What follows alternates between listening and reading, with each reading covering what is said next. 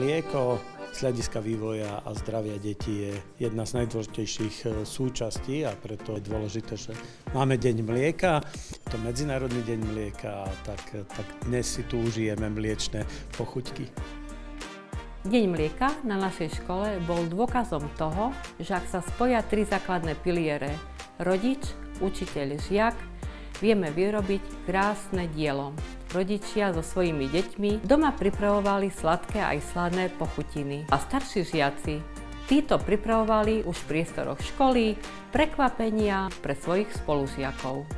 Na vestibul školy bol obohatený o pochutiny, ktoré pripravovali zamestnanci školy. My tu dneska máme sýry, jogurty, tvaroh, mlieko a všelijaké mliečne výrobky, lebo je deň mlieka. Ja mám veľa vecí rada, ale asi najradšej mám jogurty. My sme pri príležitosti Dňa mlieka pripravovali jahodový milkshake a ponúkli sme ho spolužiakom. Myslím si, že tento deň mlieka je veľmi dobrá akcia, ktorá nám môže pomôcť pripomenúť si aspoň na jeden deň, aké dôležité naše zdravie, ako dôležité zdravo sa stravovať. Keď chceš silné kosti mať, musíš pohár mlieka si dať. Zdravý štýl života, k tomu patrí samozrejme aj stravovanie, takže ja si myslím, že je to v súčasnosti taká symbióza, že sa pohybujem, ale aj sa zdravo stravujem.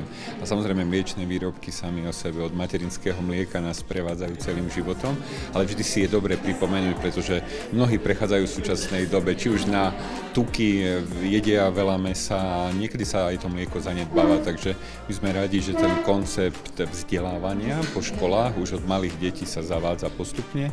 V minulosti to bola veľká akcia v PKO, v Parku kultúry a oddychu a teraz sa posilňuje tento formát tak, že sa deje priamo na školách, pracuje sa s malými deťmi a aj dnes na vašej škole sme videli naozaj nádherné aktivity, ktoré boli najmä na prvom stupni, ale samozrejme aj na druhom. Videli sme jazykové vzdelávanie, ktoré je prepojené na mlieko, takže vám gratulujeme, že ste tento deň naozaj poňali inovatívne a máme z toho veľkú radosť.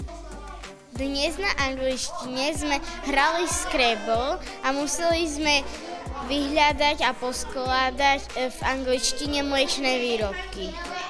Potom sme hrali Pexeso, mali sme zaviazané oči a museli sme hľadať rovnaké mliečne výrobky v krabici.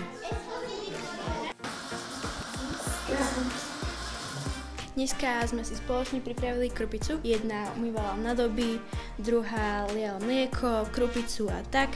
Všetko sme si spolu miešali.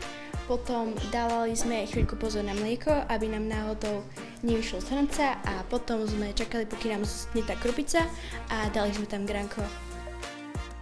Mám rada mliečne výrobky, mám rada jogurty, krupicu a mlieko. Ja síce veľmi mliečne výrobky neobľúbujem, ale veľmi rada som sa zapojila do tohto varenia.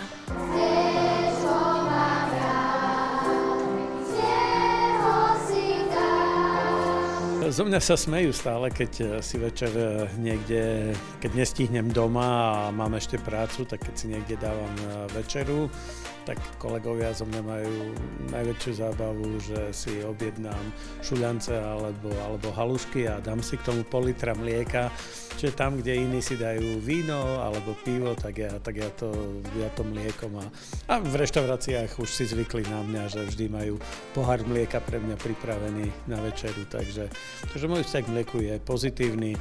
Jogurty milujem, mliečne výrobky, všetko, čo sa týka mlieka.